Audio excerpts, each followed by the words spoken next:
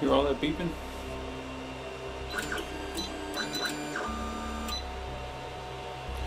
So you may remember when I for the very first time I tried the AnyCubic i3 that I got that very same beeping right from the get-go, and I sort of just like shrugged it off as just weird, I guess, because it printed fine. You hear beeping right now. But what's happened recently is I've had a couple of issues doing some prints. I don't know if you can see this. See a little blob there? That's happened to me on several prints lately, where the printer would just stop in the middle of the print job without any explanation, and then and the heater is still on, so it's just sitting there and just melting plastic. And it's happened 4 times now, and the beeping has increased. There's more beeping going on. So I looked up online about other people having the same issue possibly, and of course, as is often the case, there are a lot of people that experience this issue. And the recommendation that someone got from AnyCubic is to open up the printer and reseat several cables. I have pictures of the cables. I'm going to use them as a reference. I'll include them in the video. But we're going to try to do that, see if it helps my issue or not. Because I don't know that the beeping correlates with the prints just abruptly stopping. Just to back up, the first couple times it happened, I thought that maybe the issue was maybe the SD card was corrupted, because I've read other places that sometimes when an SD card's going bad, prints can act strangely, including just stopping for no apparent reason. So I did try a different SD card with the same file, and had the same problem. And then I went and I took that same STL and loaded it on the Ender. The Ender behind me, and it printed just fine. So that's what got me on the trail of thinking there's something going on with my i3 Mega.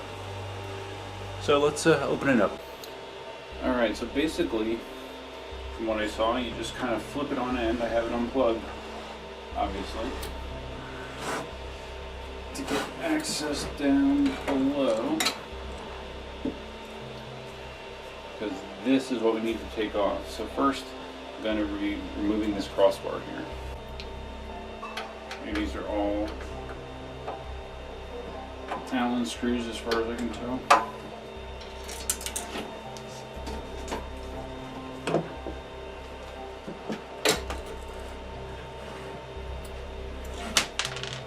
Okay, you might want to make sure you have a good grip on this screw before you take it all the way out, so it doesn't slide and go up into the x-axis.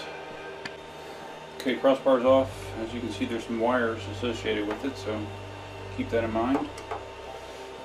I'm just going to start removing what looks like obvious screws to hold the bottom on. I'll give you a count when I'm finished.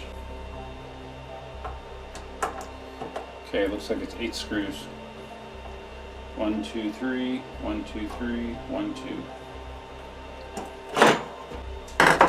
Alright, so let's slide this out of the way. Alright, if you were wondering what the inside of an AnyCubic i3 looks like, you can wonder no more.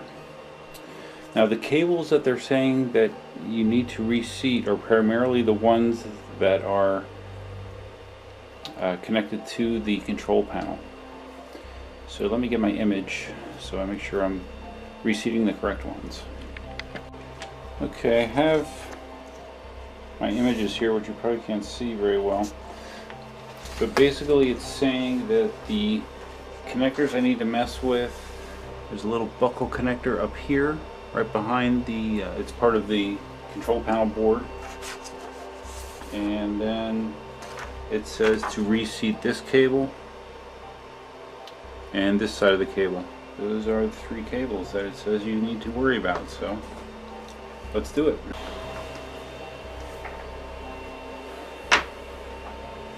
Okay, the biggest one that I'm concerned with is that ribbon cable. Ribbon cables are inherently problematic, very delicate, so let's see how I do fixing it or reseating it.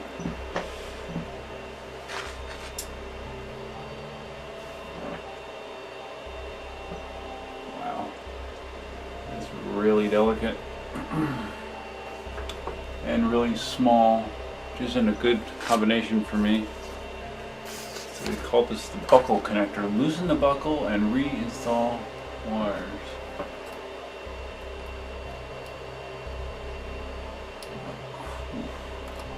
I'm not quite sure how that releases. And obviously we do not want to break it. That would be a no-no.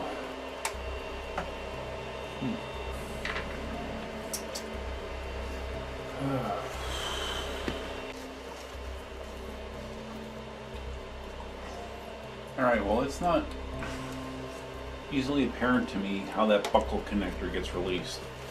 And I'm very concerned with possibly breaking it if I pry on the wrong thing. So I'm doing the connectors that are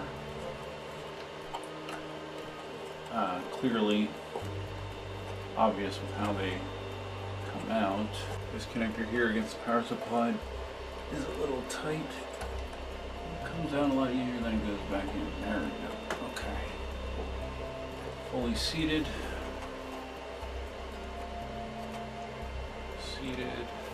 Alright, I'll mess with this buckle connector a little bit yet. Now, I even have my magnifying glass here and I'm looking at this connector and I just don't see clearly how that comes out. And the last thing I want to do is screw it up. So I reseated the big connectors. We'll put it back together and see if it acts any differently.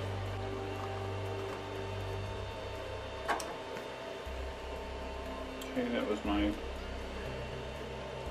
8th screw in the bottom, so let's hook this crossbar back up. The bar goes underneath the vertical part of the frame.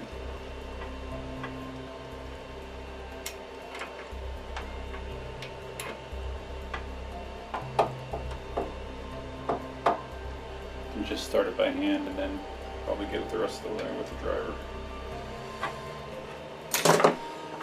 Flip this sucker back up.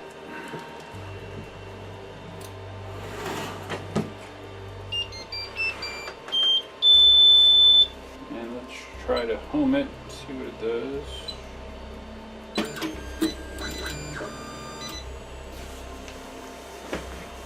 And one thing I was wondering if it was related to is I read on the forum, on some forum, not sure which one it was, about how the i3 Mega had issues with the Z rods getting misaligned, I guess, or basically not being balanced. But it seems like that was with the older versions of it that only had a single Z stop. This version does have a Z stop on both sides. And you can see it's still beeping. So I didn't think that that would be a possible issue, and it does seem balanced as far as I can tell. You know, the X axis looks to be the same height.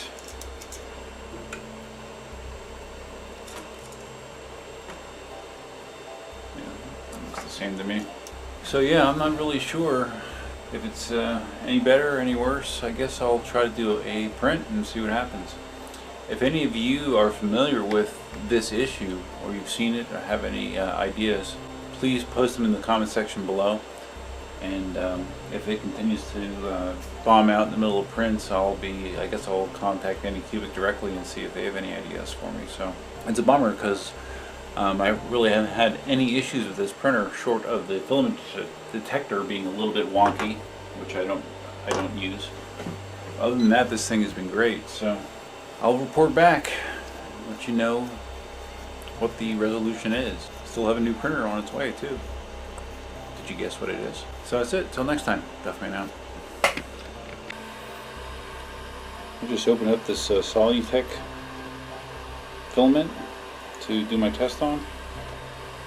Look how tangled that is.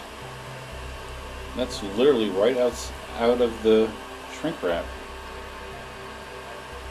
I've used Solutech quite a bit, and I've never experienced that before. Looks like one got through quality control.